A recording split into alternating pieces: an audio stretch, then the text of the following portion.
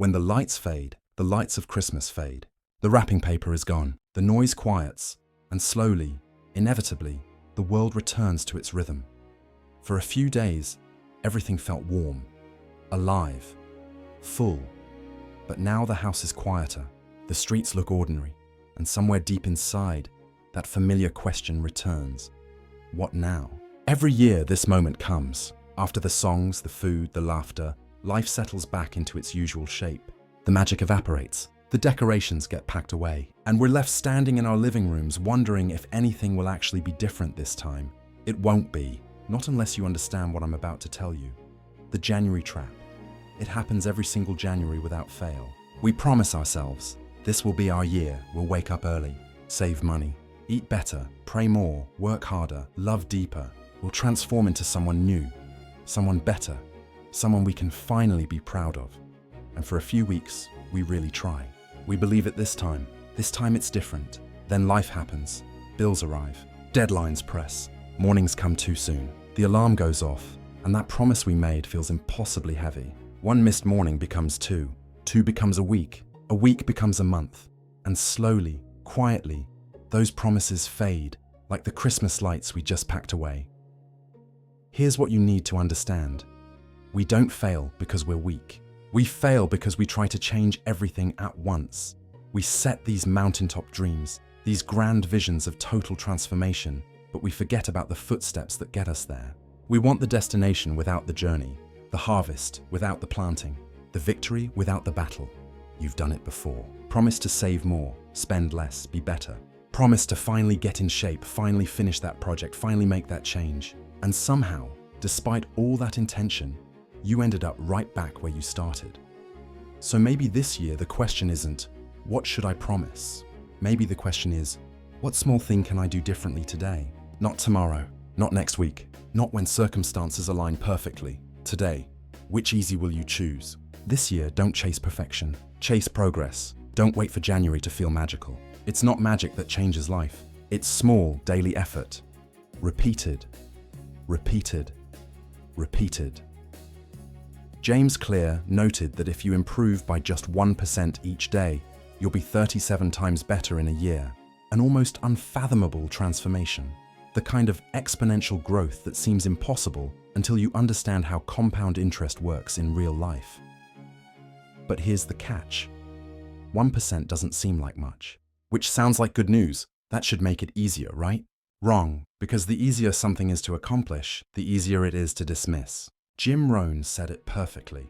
Being successful is easy. The issue is that being unsuccessful is easy too. Saving a few coins? Easy. Spending them mindlessly? Also easy. Saying no when you need to? Easy. Saying yes to avoid discomfort? Easy too. Going for that walk, choosing water over the fizzy drink, putting the phone down to do something meaningful? Easy. But choosing comfort, convenience, the path of least resistance? That's easy as well. And that becomes the defining question of your entire life. Which easy will you choose today? The person who transforms their body over 6 months isn't the one who found some secret diet. They made better, consistent decisions. Day after day after day. No to the snooze button. Yes to the morning. No to the excuse. Yes to the effort. No to comfort. Yes to growth. Both options were easy in the moments they arose. But each time, only one option mattered. Only one option built the person they were becoming. Which easy will you choose today? The work before the world. Before we make another list of promises we might not keep, we need to stop. Just stop. Look back at what you survived this year, not what you accomplished. Not what you achieved or earned or won. What you survived. What you endured. What you got through when you weren't sure you could. The challenges that tested you. The things that could have broken you but didn't. The people who stood by you when it would have been easier to walk away.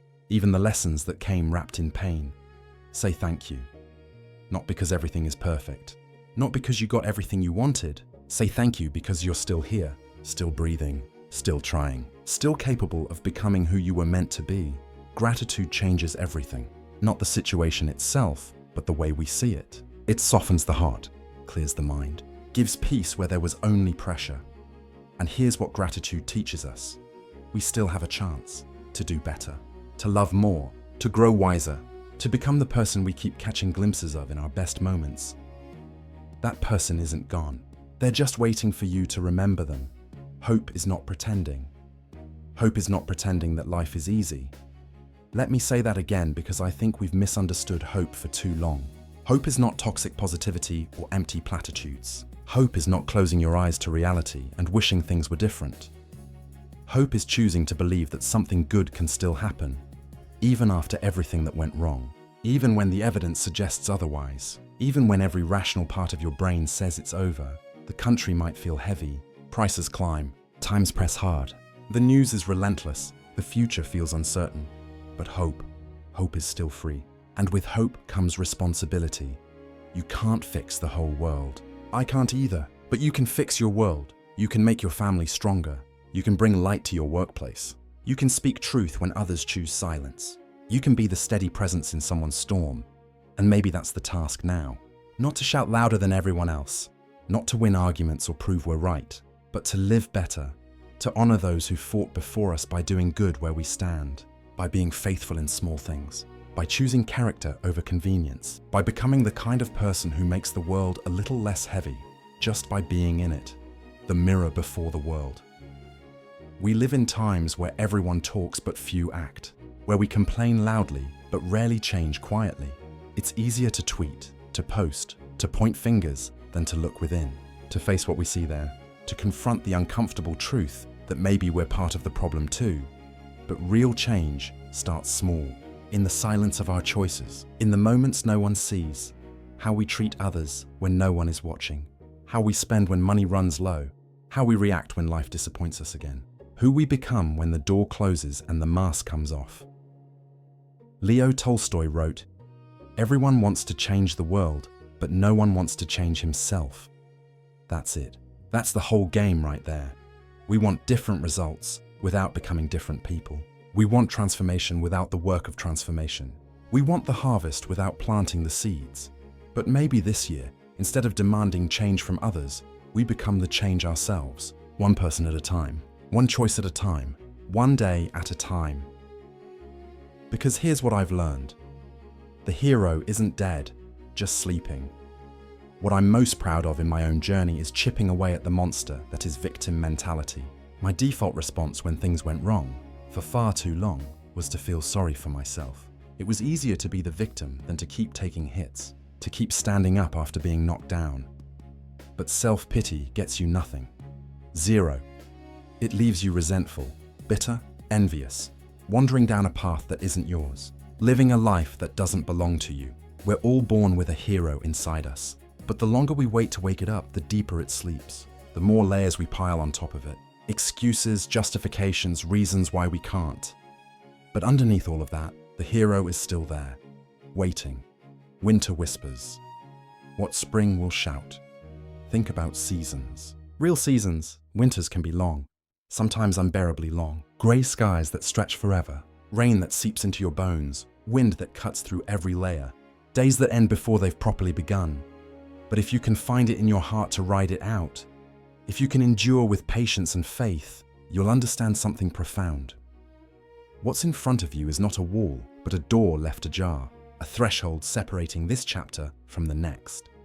Winter whispers. What spring will shout, winter, has this beautiful way of putting its hand on your shoulder and reminding you that difficulty now means the best of life is coming later, that the cold and darkness are not permanent states, but temporary seasons. Everything in nature understands this. Trees lose their leaves, not because they're dying, but because they're preparing. Seeds lie dormant in frozen ground, gathering strength. Life doesn't stop in winter. It goes underground, it goes internal, it prepares for what comes next. And so when you find yourself in the winters of your life, and you will, we all do, remember that they're impermanent. While difficult, while trying, and sometimes seemingly endless, these times are not the end of your story. They're the beginning. Winter prepares the ground for spring's arrival, for that first warm day when you can finally breathe again, when the world turns green and alive, and everything that was dead reveals itself to have only been sleeping. That's when belief is rewarded, when you see with your own eyes that the waiting wasn't wasted, that the suffering served a purpose, that you've emerged from the valley you once feared was forever, and then comes summer, the culmination of all that is good, the peak, the summit, the reason we dream, the reason we endure, the reason we keep going when everything tells us to quit. But summer slips away with time. It's a call to appreciate the present while refusing to believe that winters can be avoided forever, that life exists without its cycles of change and challenge. Winter whispers what spring will shout. Right now, today, you're somewhere in that cycle.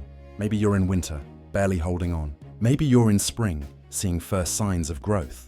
Maybe you're in summer, enjoying the harvest. Wherever you are, see it for what it is. Accept it, honor it, and keep moving forward. Because the seasons change whether you're ready or not. Not the wave, but how you ride it. There's a universal constant in life. No one escapes adversity. No one lives free of discomfort, misfortune, or struggle. Not a single soul.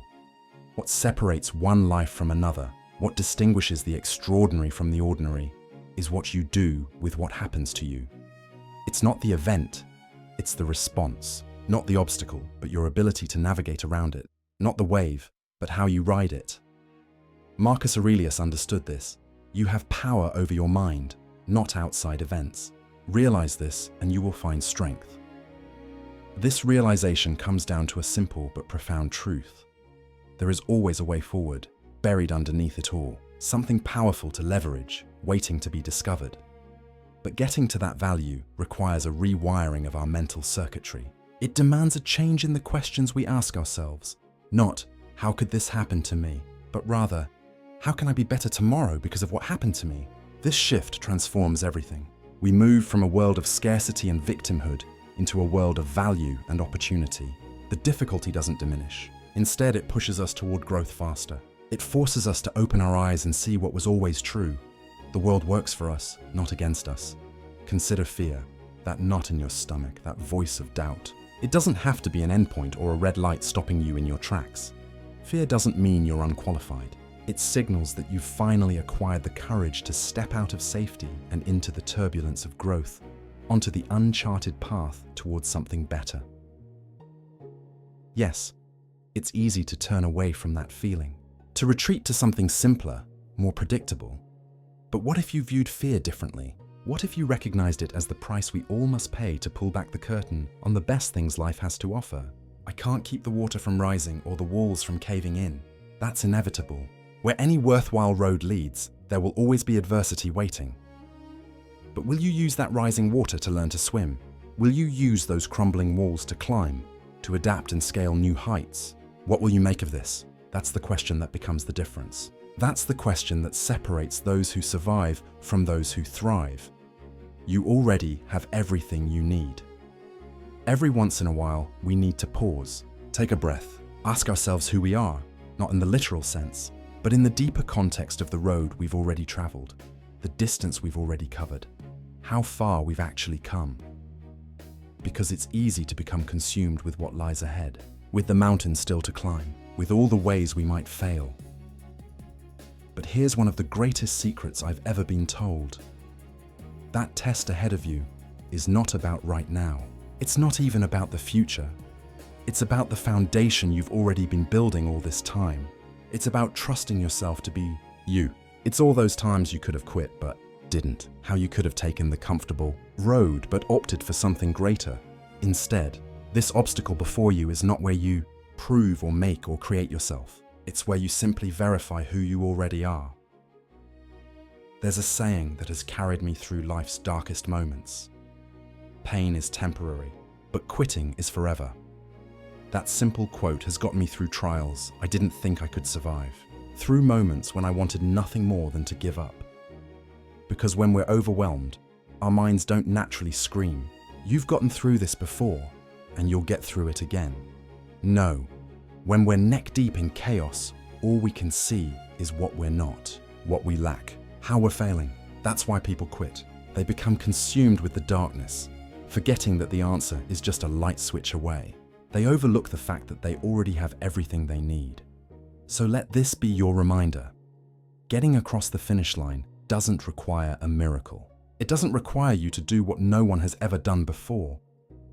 All it asks is that you believe in yourself, that you hang on when others would let go, that you continue forward when you most want to turn back. Stand up. 8 billion souls on this planet. One shared truth. We're all just figuring it out, but you have something more now. You have the awareness, the knowledge, the courage to admit that the hero was always there, waiting inside you. The hero isn't dead, just sleeping. And now it's time to wake up. Winter whispers what spring will shout, and your spring is coming. It's on the horizon, just beyond what you can see right now, but only if you choose it. Only if you decide that today is the day, that this moment, right now, is when everything changes. Which easy will you choose today? Not the wave, but how you ride it. Easy never changed the world. Easy never built anything worth having. Easy never created a life worth living. And you weren't built for easy. You were built for this. For the challenge, for the struggle, for the climb, for the moments when everything tells you to quit, but something deeper tells you to keep going. Stand up. Step forward. Start now. The hero you've been waiting for is you. It's always been you, and your time is now.